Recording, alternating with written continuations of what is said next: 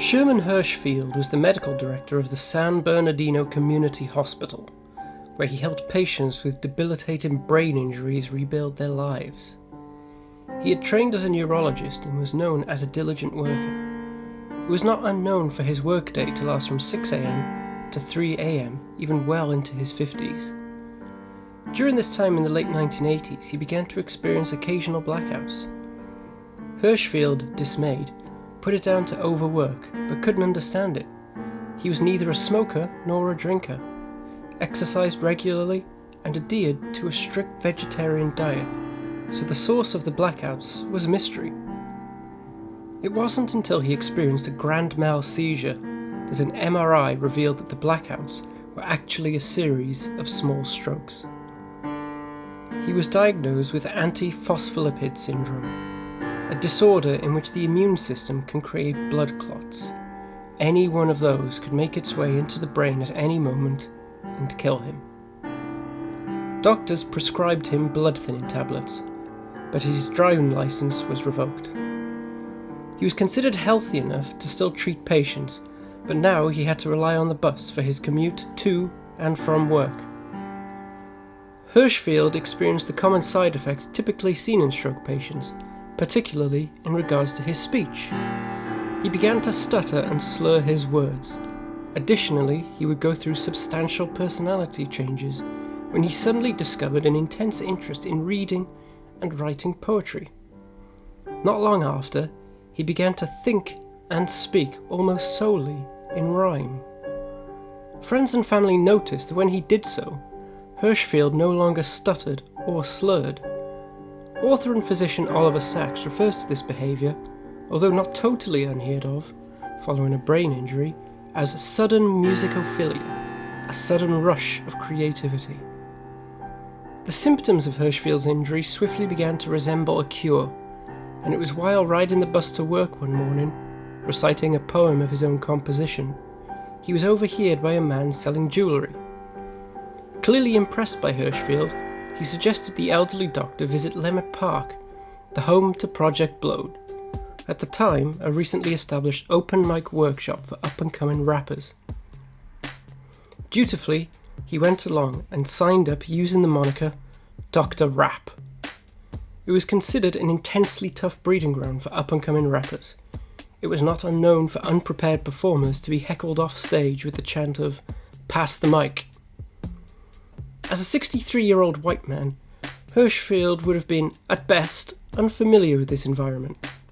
That night he got up on stage in front of a predominantly black audience and recited a poem about the Holocaust.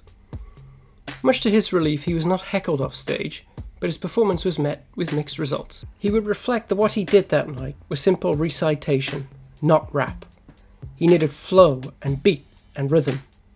He listened to NWA and Run DMC, and by the time he took to the stage again, he was more prepared. He chose a more personal topic. "I started to have a stroke, went broke," he said. "I started to think and speak in rhyme. I can do it all the time.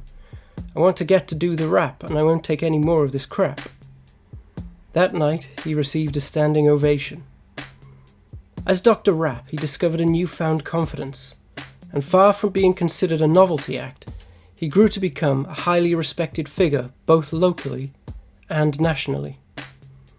He continued to perform every week, convinced that it was helping him control his seizures, but he knew that it was only a matter of time before the next one would strike. When it did hit, it was at Project Blowed, and everybody who was at the club was there to help him. He lost some ability to speak, but through rap, he was able to regain his speech once again.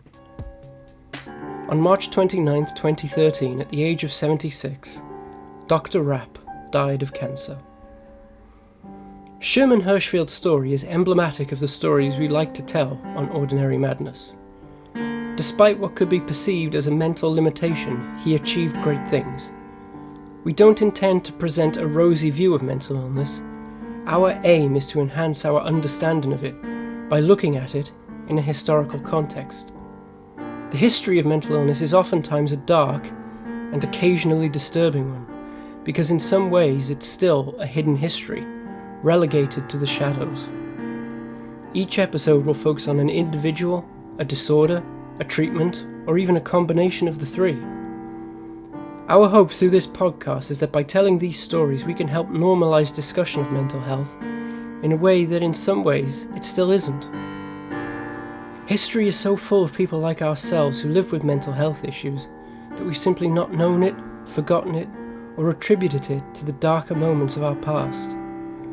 If a horrific event took place, then the perpetrator of that event surely must be mad, sick, or insane. Madness, insanity, and mental illness is so ordinary and common that it affects almost everyone today. When we look back into history, the story is no different then as it is now. The titans of history who shaped the world we live in are no different from the flesh and blood people we are now.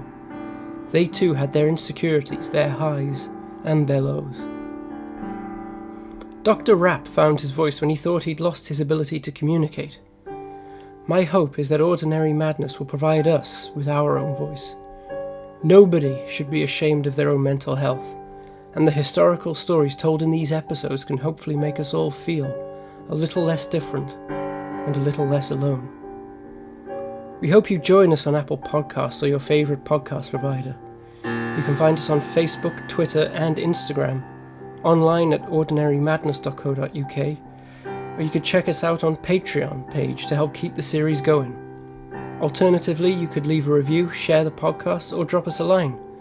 We'll be launching very soon, so we'll hopefully be seeing you very soon. Thank you for listening. I'm Matt Robson, and this is Ordinary Madness.